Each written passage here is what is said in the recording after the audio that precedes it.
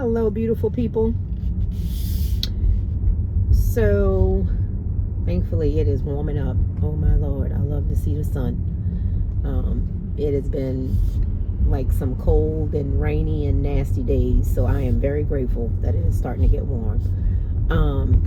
So today, I want to talk to you guys about constipation, and specifically, I want to talk about how to avoid constipation.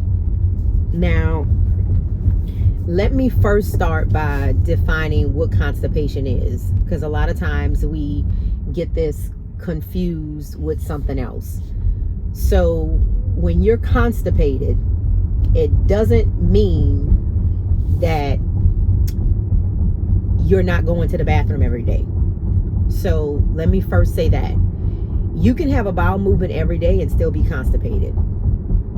So the definition of constipation is either one of two things: either having a bowel movement less than 3 times a week or less than 3 days a week, or it also means having hard, difficult to pass stool.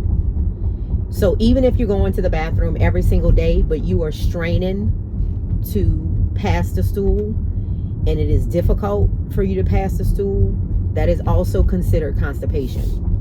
Now, let me talk about what's considered normal bowel movements, okay? And I'll just, for the sake of the video, just say BM, okay? So normal BMs depends on several different factors. It depends on whether or not the person is on medication. It depends on the age of the person. Age has a lot to do with BMs. It depends on the diet the person has. It depends on the hydration the person has. There's a lot of different factors. So I preference that to say that it is normal to have a bowel movement 3 times a day. And it is also normal to have a bowel movement 3 days a week. Okay, so there's a range. You can have a bowel movement about every other day, and that be considered normal. You can also have a bowel movement 3 times a day, and that be considered normal. Some things that are not normal, let's say for instance, if you're having a BM 3 times a day, if that BM is loose and runny, then that is not normal. Okay. If you're having a BM once every 2 to 3 days, that can be normal too, again depending on all of those other factors that I mentioned before. So it all depends on the person, what the person has going on, what they're taking, how they're eating, all of that kind of stuff. Now, this is where you start to have a problem, okay? When you get to the point to being constipated, where it's difficult to pass your stool, or you're not having a BM at least 3 days a week, then you're technically, clinically considered constipated based on the definition of constipation. Now, I want to tell you some things that you can do to alleviate constipation, and then I also want to tell you some things that constipation affects. So let me first talk about the problems with constipation. Obviously, we know, if you've ever been constipated before, that it's painful. You can have several different symptoms that come on from being constipated, like headaches is number 1. Your skin can break out, that's number 2. One of the things that most people relate to constipation is being sluggish and bloated. Like when you're constipated, your stomach looks very full.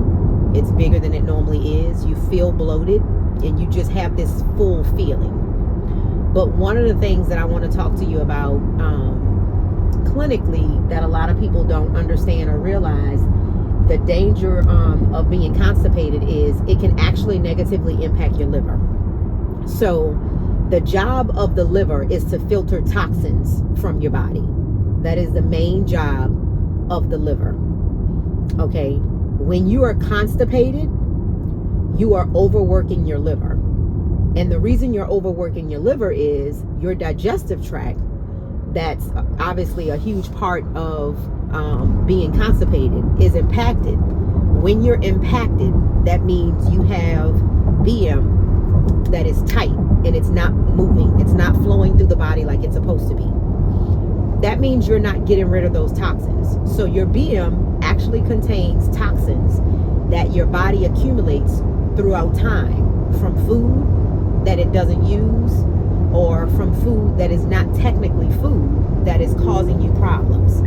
So, for instance, if you're eating a lot of processed foods that have a lot of chemicals and stuff in it, well, the purpose of the digestive tract is to allow those toxins to flow through and come out in your BM. If you're constipated, all of those toxins and chemicals are being clogged up into your digestive tract.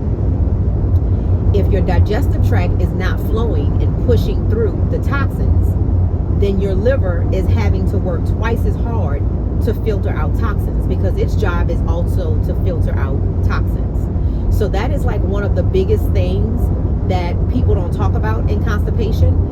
And you'll start to realize, if you ever have a bout of constipation, all of these different symptoms that come up where you're overworking your immune system, you can get sicker quicker.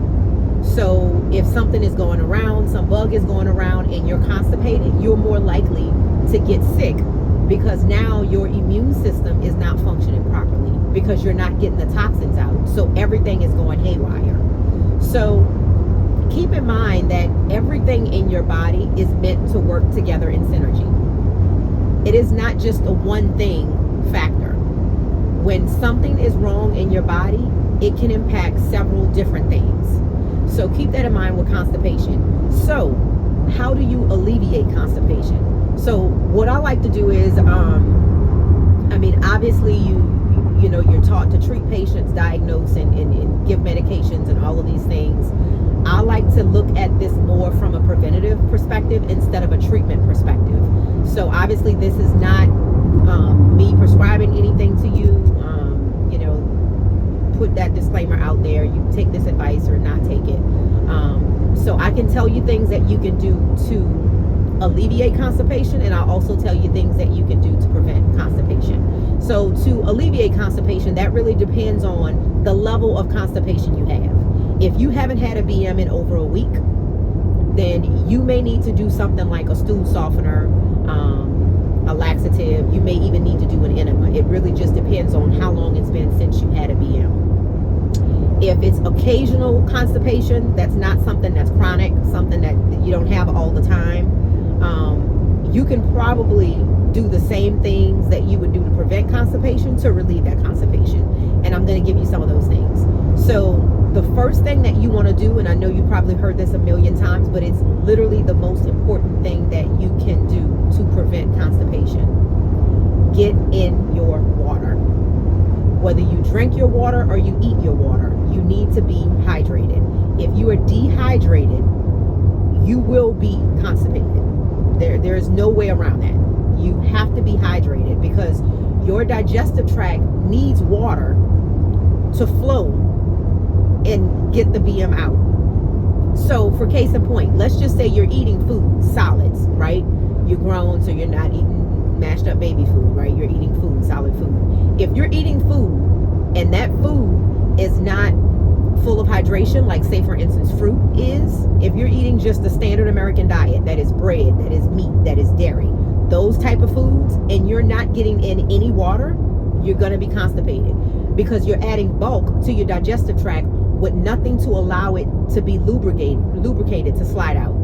So you're going to be compacted. When you're compacted, there's another thing that happens when you're constipated: bad breath. I don't know if y'all knew that. That's another side effect of being constipated, having bad breath. And you can only imagine why you would have bad breath. You have all of this food that's been sitting in your digestive tract for days, weeks, months, that hasn't been able to flow out, because even once you start having a BM, it's getting rid of the oldest thing that's in there, right? You still have stuff that's just piling up every day. Every time you eat, food is just piling up. The whole intention of the digestive tract is to take what you need from that food, use it as nutrients, and then get rid of the waste. if you're not getting rid of the waste, all the waste is just sitting in your system on top of each other. And so eventually it gets so full that it comes out of your mouth. It's disgusting. So that's definitely something you need to know as a side effect with constipation. But outside of being hydrated to relieve constipation is you have to eat plenty of fiber.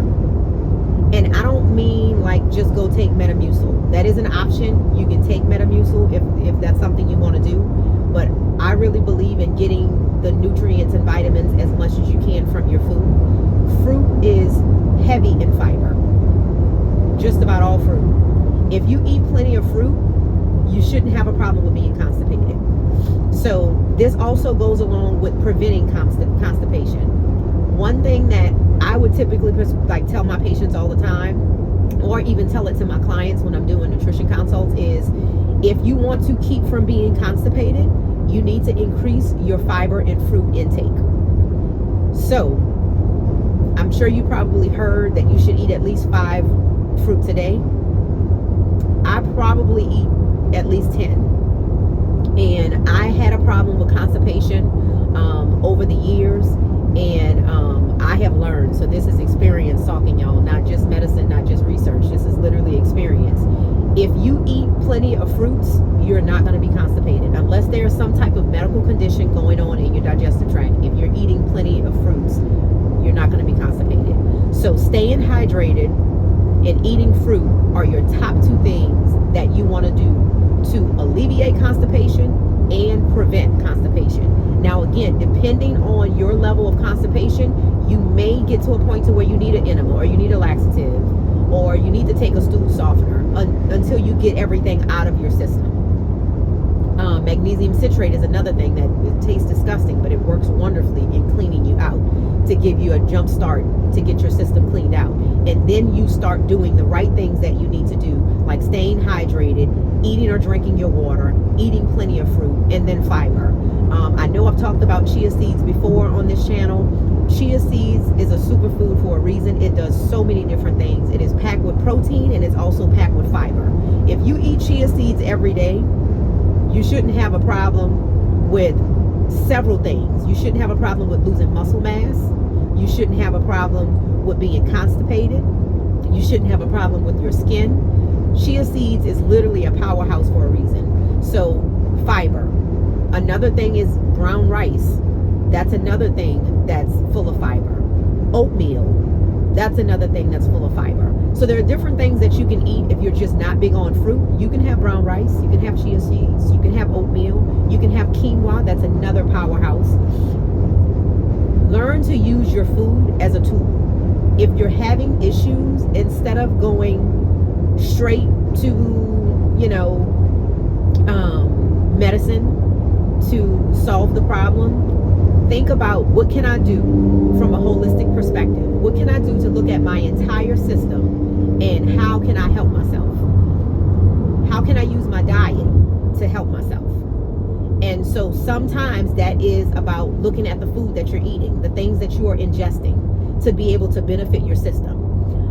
So I hope this was helpful. I know it was kind of like a disgusting video, but hey, it's real life. We're human beings. This is what we do. So, sometimes we have to talk about BM. It is what it is. But I hope it was helpful for you guys. If you have any questions, definitely leave it below for me. I hope that you like this video and subscribe. If you have anyone that you know that's struggling with constipation, please share this video with them. Please let's not resort to turning into medicine for our first course of treatment. Now, I'm not referring to clinically diagnosed diseases and issues that you have. Some things need medicine, and I totally believe in medicine. But there are also some things that you can do from a simple perspective of what you can control by what's on your plate. And if you can control your health, if you have your health in your hand based on what you're putting in your body, please do that. Don't necessarily leave it to science. Don't leave it to medication to help yourself. Like, your healing is literally in your food. And if your healing is in your food, then that means your healing is in your hand. You can determine how your body responds to the things that you're putting in your body by putting the right things in your body. So Hope this was helpful for you guys. Leave me a comment below. I will see you guys in